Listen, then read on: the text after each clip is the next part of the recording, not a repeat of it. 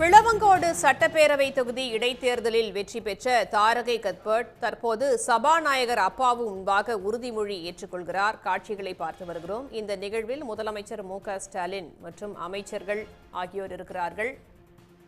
விளவங்கோடு சட்டப்பேரவை தொகுதி இடைத்தேர்தலில் வெற்றி பெற்ற தாரகை கத்பட் தற்போது சபாநாயகர் அப்பாவு முன்பாக உறுதிமொழி ஏற்றுக்கொள்கிறார். காட்சிகளை பார்த்து வருகிறோம். இது பற்றிய கூடுதல் தகவல்களை தருகிறார் செய்தியாளர் கண்ணன்.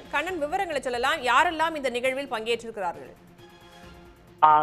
சமீபத்தில் நடந்து முடிந்த விளவங்கோடு சட்டமன்ற தொகுதிக்கான இடைத்தேர்தலில் காங்கிரஸ் வேட்பாளர் தாரகை கதர்பட் 91,554 வாக்குகள் பெற்றிருந்தார். இதன்படி அவர்கள் 40,000 வாக்கு வித்தியாசத்தில் வெற்றி பெற்றிருந்தார். இந்நிலையில் இவ்வாறு வெற்றி பெற்ற தாரகை கதர்பட் இன்று பேரவைத் தலைவர் அப்பாவு அறையில் பதவியேற்றுக் கொண்டார். தமிழ்நாடு முதலமைச்சர் மு.க.ஸ்டாலின் தலைமையில் இந்த நிகழ்வில் பேரவைத் தலைவர் அப்பாவு முன்பாக பதவியேற்றுக் கொண்டார். இதில் அமைச்சர்களான KN நேரு, பொன்முடி, MRK பன்னீர்செல்வம் உள்ளிட்ட மூத்த அமைச்சர்கள் இருந்தனர். அதே போன்று மிகவும் முக்கியமாக தமிழ்நாடு காங்கிரஸ் கமிட்டியின் செல்ல பெருந்தகை மற்றும் தமிழ்நாடு காங்கிரஸ் சட்டமன்ற குழு தலைவர் KN ராஜேஷ்குமார் உள்ளிட்ட காங்கிரஸ் முக்கிய தலைவர்கள் மற்றும் மூத்த அமைச்சர்கள் உள்ளனர்.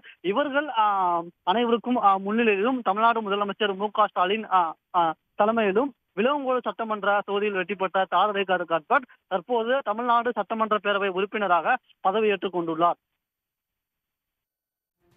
தகவல்களுக்கு நன்றி கண்ணன். உடனுக்குடன் செய்திகளை தெரிந்து கொள்ள சன் நியூஸ் பெல் ஐகானை கிளிக் பண்ணுங்க.